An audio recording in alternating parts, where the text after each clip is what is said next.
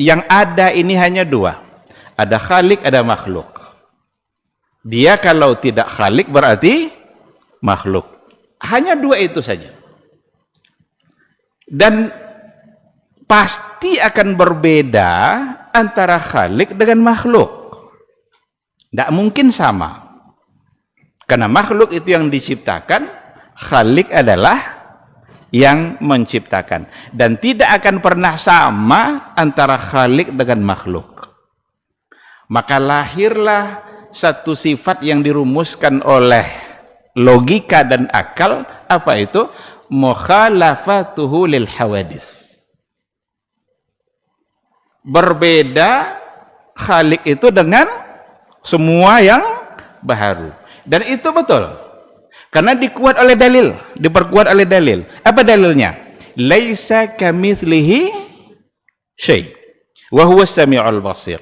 Laisa kamitslihi syai'un wa huwas samiul basir. Allah itu tidak semisal, tidak serupa dengan satu apapun. Wa huwas samiul basir. Akan tetapi penempatan mukhalafatuhu lil hawadis ini, mukhalafatuhu lil hawadis ini, penempatannya kalau seandainya tidak pada tempatnya, maka dia akan menjadi satu kesalahan. Dikarenakan oleh keyakinan mukhalafatuhu lil hawadis ini kita coba bahas secara ilmiah, ini kita tidak untuk berdebat, ini kita akan coba melihat apa yang akan terjadi ketika dipahami bahwa berbeda dengan makhluk itu, menolak sifat-sifat yang sudah dijelaskan oleh Allah untuk diri dia dalam Al-Quran, berarti dia sudah mengedepankan akalnya daripada nas. Karena memang salah satu dari ciri dari Asy'ariyah itu adalah taqdimul akli ala nas, mengedepankan akal daripada nas. Itu salah satu dari ciri-cirinya. Kalau ada orang hari ini katanya Asy'ariyah tidak seperti itu, berarti dia tidak terlalu kenal dengan Asy'ariyah itu. Nah sekarang karena sudah diyakini mukhalafatul lil hawadis itu berbeda dengan baharu, lalu menolak yang ditetapkan oleh Allah untuk dirinya dalam Al-Quran, padahal itu nas, mansus, maka menjadi salah. Apa contohnya? Wajah. Ini kita ambil satu contoh. Dalam Al-Quran, Allah mengisbatkan sifat wajah pada diri dia. Dalam hadis Nabi, Nabi mengisbatkan sifat wajah kepada Allah. Quran dan hadis ini nas. Sekarang akankah kita tolak nas ini dengan logika yang ada pada mukhalafatuhu lil hawadis? Berbeda dengan yang baharu. Wa yabqa wajhu rabbika dzul jalali wal ikram. Ada yang memaknai dengan kerajaan, bukan wajah. Kenapa ditolak wajah? Karena kalau wajah berarti sama dengan makhluk, padahal sifatnya adalah mukhalafatuhu lil hawadis. Sekarang ada hadis Nabi. Nabi dalam doanya, dan sering Nabi berdoa seperti itu, dan kita boleh meminta seperti doa Nabi itu. Apa doa Nabi? Allahumma inni as'aluka ladzatan nazari ila wajhikal karim. Itu doa Nabi. Ya Allah, aku memohon kepadamu ya Allah, apa yang diminta oleh Nabi? Ladzatan nazari, nikmatnya memandang, ila wajhikal karim, kepada wajahmu yang mulia. Bukankah ini mengisbat bahwa ada wajah? Ketika diisbatkan wajah, itu bukan berarti kita menyamakan dengan makhluk.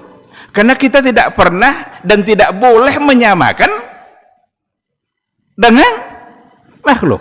Itu hanya wajhun yaliqu lillah, wajah yang layak bagi Allah, yang sangat mulia dan sempurna, yang hanya Allah yang tahu.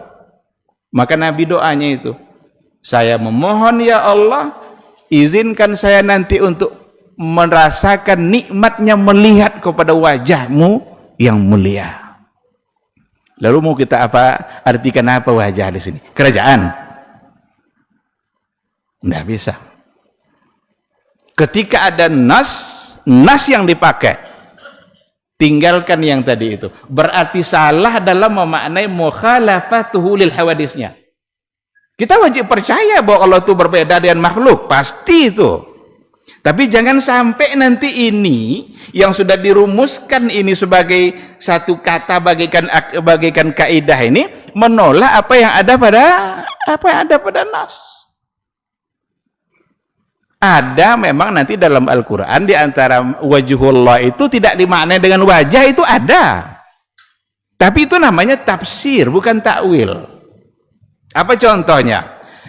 Ainama tuwallu fasamma wajhullah.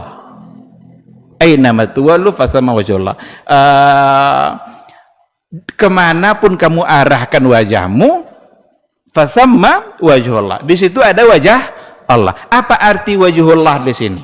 Itu bukan wajah dalam artian yang sama dengan yang tadi. Tapi wajah di situ artinya adalah wijhah. Wijhah itu artinya adalah kiblat. Itu bukan ta'wil, itu tafsir. Kenapa itu diartikan oleh para ulama? Tengok asbab nuzulnya ayat itu. Apa asbab nuzul ayat itu? Ada sahabat-sahabat yang sedang musafir, mereka ingin sholat, dan mereka tidak tahu arah kiblat kemana. Lalu mereka sholatlah sesuai dengan arah kiblat yang mereka yakini. Sampai di Madinah mereka nanya kepada Rasul, ya Rasulullah, kami kemarin dalam perjalanan terjadi begini-begini, sulit kami mencari kiblat, lalu sholat kami ke satu arah, ternyata kami tahu pada waktu sholat berikutnya arah kami tadi itu salah. Turun ayat tadi itu. Kemanapun kamu arahkan wajah kamu, fasamma wajhullah, maka wajhullah di situ wijhatullah, dan wijhat itu artinya kiblat. Karena ada ayat lain, wa likullin wijhatun huwa muwalliha. Nah, jadi ada hal-hal yang memang nanti ditafsirkan bukan makna wajah di situ, tapi ada arti lain, tetapi tafsir yang memang berdasarkan dalil.